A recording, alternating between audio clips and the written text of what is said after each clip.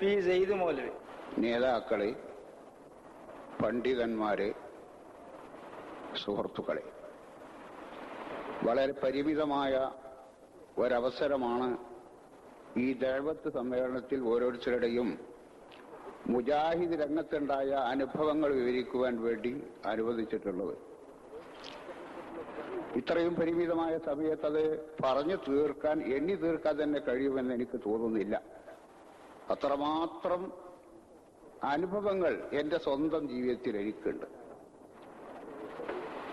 ഏകദേശം എന്റെ ഒരു 23 വയസ്സ് മുതൽ മാത്രമാണ് ഞാൻ മുജാഹിദ് പ്രസ്ഥാനത്തിൽ വന്നിട്ടുള്ളത്. അതിന് മുമ്പ് എന്റെ നാട്ടിലുള്ള എല്ലാ ഖുറാഫാത്തുകളും, മാല, മൗലിദ്, റാത്തീബുകൾ, ഹദ്ദാദുകൾ തുടങ്ങിയുള്ള എല്ലാം ധാരാളമായി നടത്തിയിരുന്ന ഒരാളാണ്.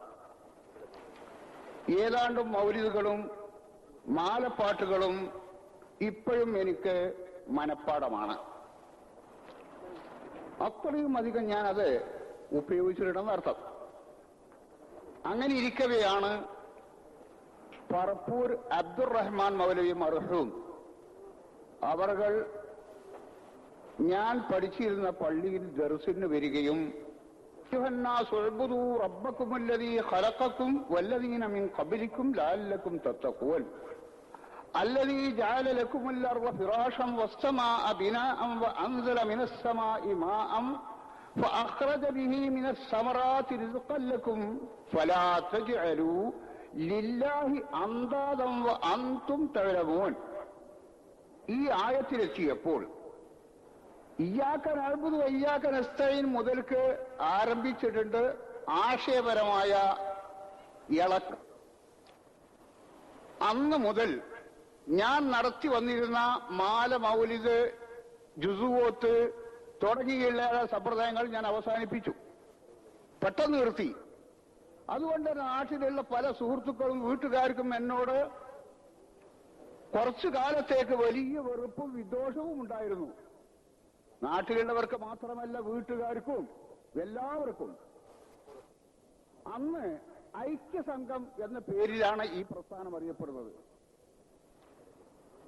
ഐക്യസംഘം എന്നൊരു പ്രസ്ഥാനക്കാരുണ്ട്. അവിടെ മുത്തങ്ങ പോലെയാണ്, അന്നത്തെ പണ്ഡിതന്മാരുടെ വയലുകൾ പറഞ്ഞിരുന്നത്, മുത്തങ്ങ പോലെയാണ്. അതിന്റെ ഒരു മുരട് എവിടെയെങ്കിലും ചാടിയാൽ അതാ നാടൊട്ടാകെ പരക്കും. അങ്ങനെയാണ് ഈ ഐക്യസംഘം എന്ന ആരോപണമായിരുന്നു അന്നുണ്ടായിരുന്നത്. അങ്ങനെ ഇതിന്റെ പ്രചാരകനായി എന്റെ ഹൃദയം സമ്മതിക്കാത്തതിന്റെ പേരിൽ ഞാൻ പല സ്ഥലങ്ങളിലും പ്രസംഗത്തിനും പരിപാടികൾക്കും പോകാൻ തുടങ്ങി.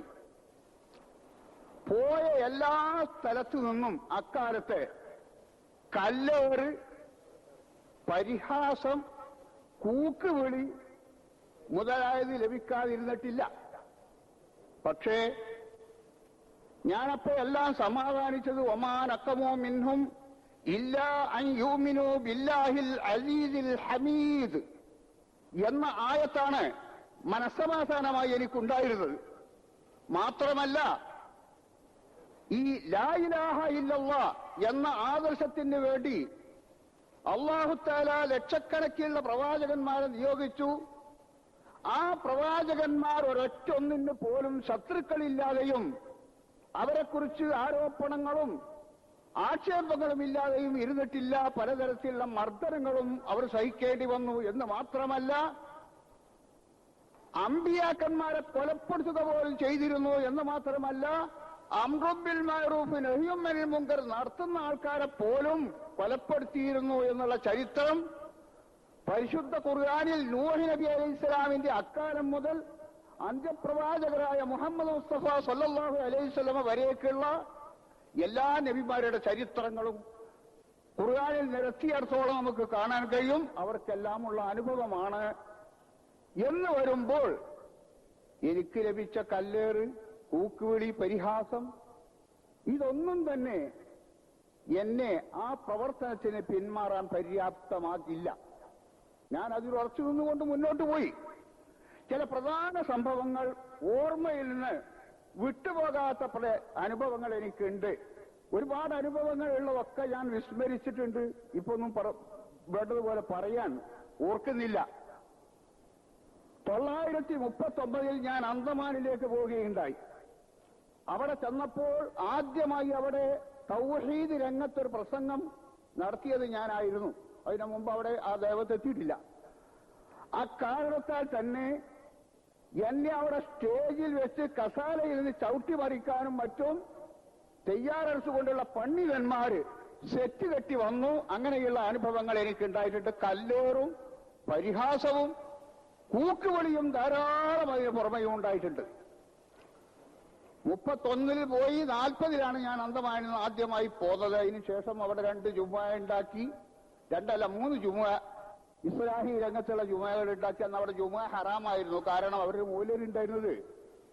ഇവിടെ ഉള്ളവരൊക്കെ മുസാഫിരീങ്ങളാണ്. അതുകൊണ്ട് ഇവിടെ ജുമുഅ സഹിയാകൂല, മുത്തവത്തരീങ്ങൾ 40 ആൾ വേണം എങ്കിലേ ജുമുഅ നടത്താൻ പറ്റുള്ളൂ എന്നുള്ള മസാലയിൽ നടക്കുന്ന കാലമാണ്. എന്നിട്ട് ഞാൻ അക്കാലത്ത് നമ്മുടെ KM മൗലവിക്ക് 2 പ്രാവശ്യം ഫത്വ എഴുതിയിട്ടുണ്ട്. അദ്ദേഹം അതിന് വിശദമായ നിലക്ക് മറുപടിയും തന്ന് അങ്ങനെ ആ നാട്ടുകാർക്ക് മനസ്സമാധാനം ഉണ്ടായി. ജുമുഅ തുടങ്ങി, 2 മഹല്ലിൽ ജുമുഅ തുടങ്ങി. അങ്ങനെയാണ് ഞാൻ 940 അവിടെ നിന്ന് പോകുന്നത്. അതിനുശേഷം ഞാൻ പത്തപ്പിരിയമാണ് ഔദ്യോഗിക രംഗത്ത് താമസം തുടങ്ങിയ വീട് വിട്ട്.